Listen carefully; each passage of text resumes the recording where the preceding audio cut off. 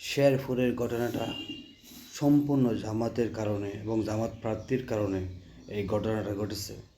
কারণ আমরা দেখেছি ঘটার আশঙ্কা আছে বলেই বিএনপির নেতা এবং একাধিক প্রশাসনিক কর্মকর্তারা জামাতের নেতাকে সতর্ক করেছে এবং অনুরোধ করেছে।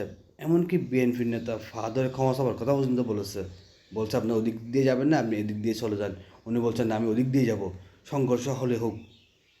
এটা ইচ্ছাকৃতভাবে এই জামাত নেতা সংঘর্ষটা বাঁধিয়েছে এবং এই হত্যাকাণ্ডের মতো রূপ নিয়েছে। এই দায় কোনোভাবেই জামাত অস্বীকার করতে পারে না, এড়িয়ে যেতে পারে না। এই জামাত নেতার গোয়ার্তামির কারণে এই ঘটনাটা ঘটেছে।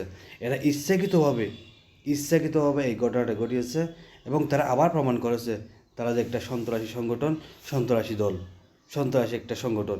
কারণ আমরা দেখেছি ভিডিওতে আর্মি থেকে শুরু করে, পুলিশ থেকে শুরু করে সবাই তাদেরকে অনুরোধ করেছে আপনারা দিক দিয়ে যাবেন না, আপনারা এই পথ দিয়ে যান। উনি বলছেন না, আমি এইখান দিয়ে যাব, সংঘর্ষ হলে হোক।